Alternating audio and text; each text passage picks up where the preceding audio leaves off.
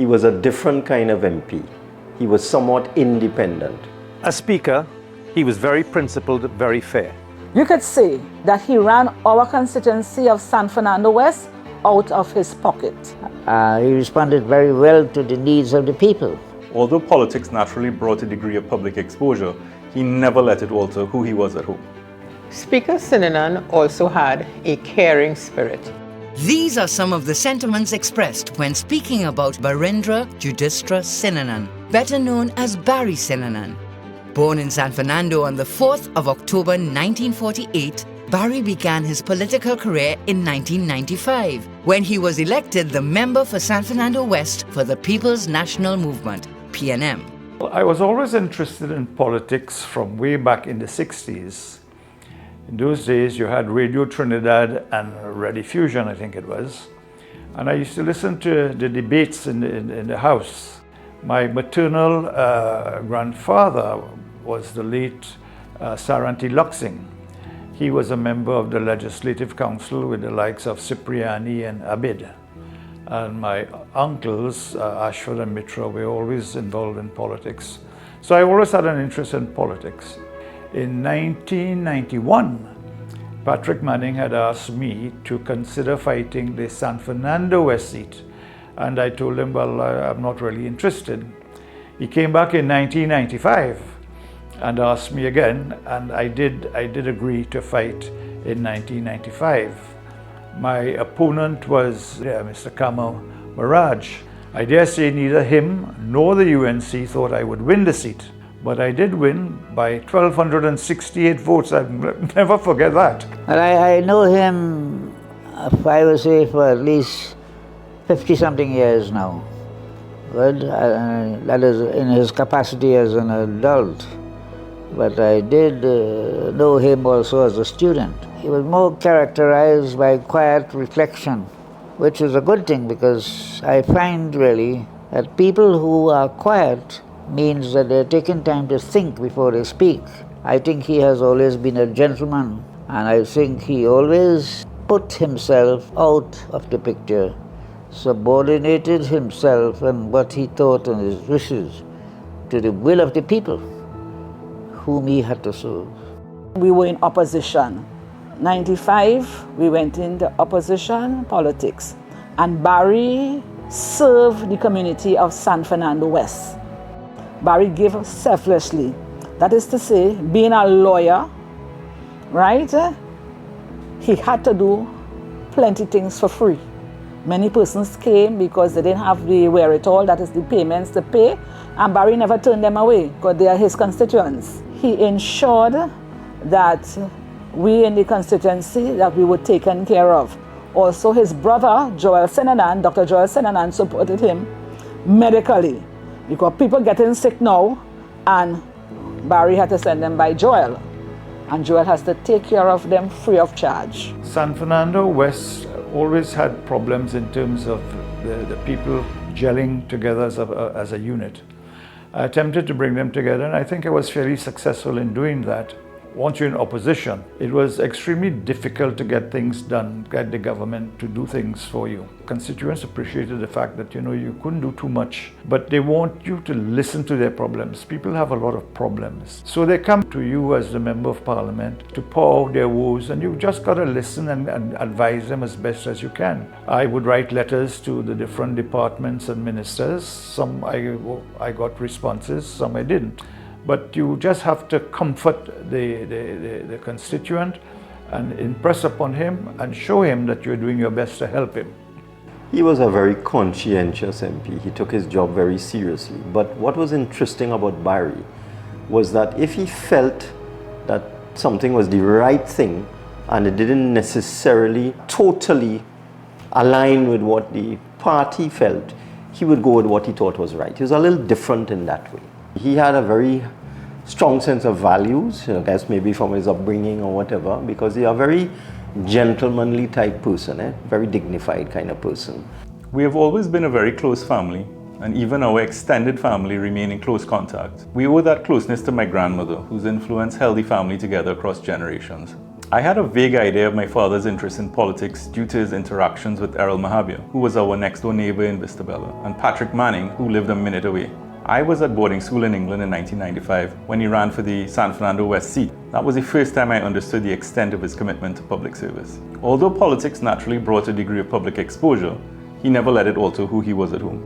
From 1995 to 2000, Barry Sinanan served as the parliamentary representative for San Fernando West. In 2002, he indicated to then Prime Minister and leader of the PNM, Mr. Patrick Manning, that frontline politics was probably not his forte. When asked by Mr. Manning what he thought he'd like to do, he responded that he would like to be considered for the position of Speaker of the House of Representatives. He was elected Speaker of the House of the 8th Parliament on October 17, 2002. The first person I consulted after being elected Speaker was the late Hector McLean. I had invited Hector home, and Hector gave me some very, very important advice. The first advice he gave me was never to be late, always be on time, and I must say that for the 2 terms I served as Speaker, I was never late. The Speaker of the House must bring a calm presence to the chair. He should know when to ease tension in the chamber, even while restoring order, and must serve from an elevated position, while remembering that he is also the House's servant. It calls for a humble yet almost regal approach to presiding. Barry Sinanan embodied that balance. I had the honor of serving as Clerk of the House during his tenure, and we spent many hours in his office discussing procedures, questions, motions, and rulings from the chair. He never issued a ruling without proper research, and he examined every draft prepared by the clerk's office until he was satisfied that it reflected sound practice. On December 17, 2007, Mr. Sinanan was re-elected Speaker of the House of the 9th Parliament, becoming the first Speaker to serve more than 1 term after Mr. Clytus Arnold Tomasos demitted office in 1981. Because the Speaker is appointed essentially by the government, because it just requires a simple majority, there's always this perception of bias.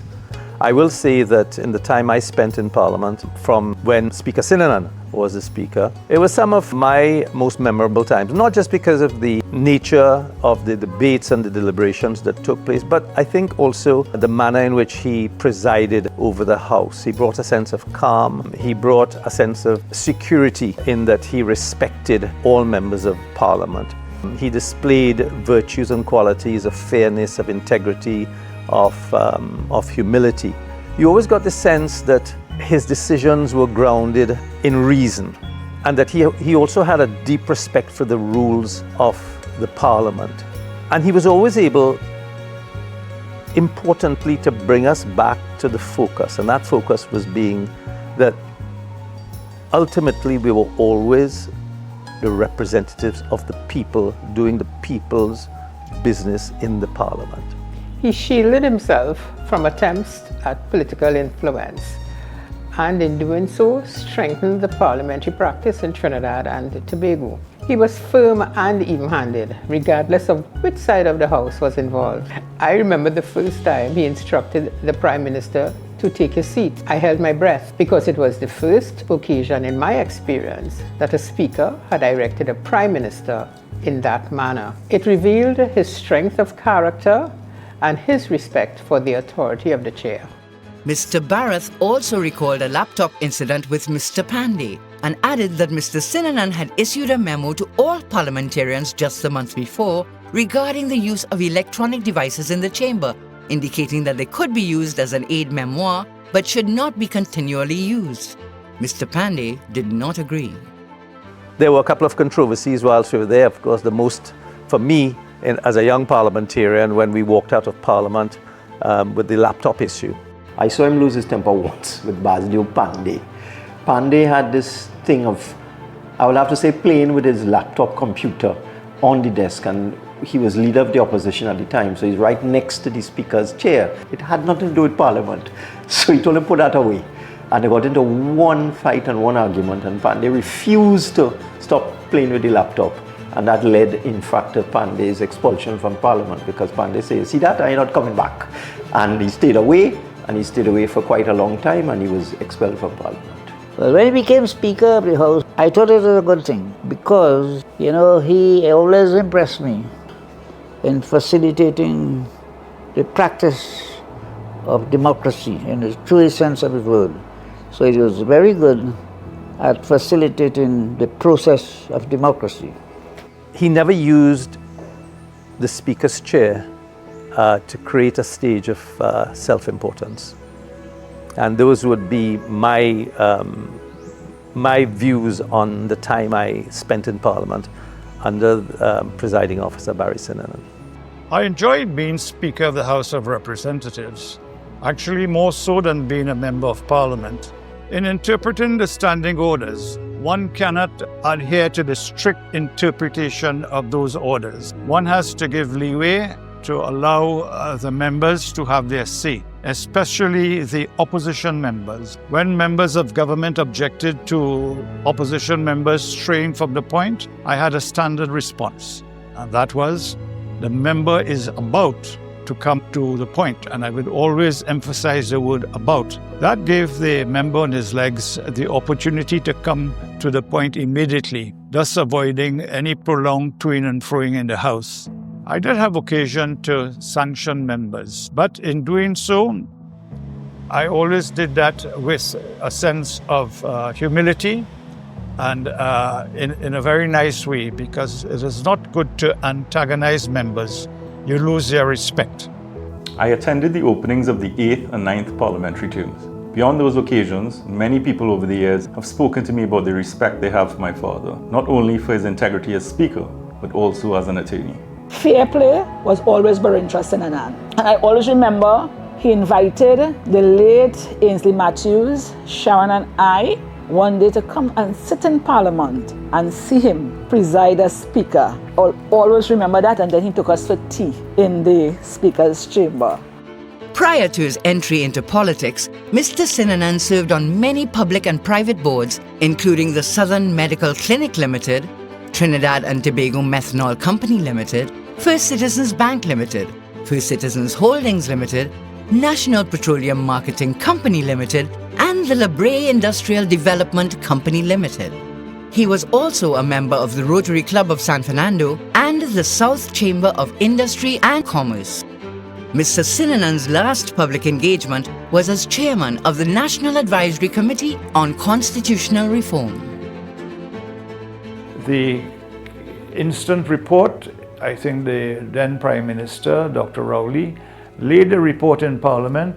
It was never debated, and that was the end of it. We have very good citizens of Trinidad and Tobago that sat on that committee, extremely talented and professional people. And we regret the fact that it never got past the fact that it was laid. At home, he was a dependable and generous father, deeply committed to his family despite the demands of his public life. Throughout my life, people from all walks of life have expressed their admiration for his integrity and professionalism. He would want to be remembered as someone who lived up to the Sinanan family legacy in the legal profession, as a man who served his country with integrity, and as a kind and generous father, uncle, and grandfather. His fairness, discipline, and dedication to every endeavor have profoundly influenced our family, both personally and professionally. I thoroughly enjoyed the 7 years I spent in Parliament as Speaker. I really enjoy the role. I think that was my calling in politics. Speaker Sinanan also had a caring spirit. As a senior attorney at law with decades of solid experience, he provided guidance to many members of staff with simple legal issues.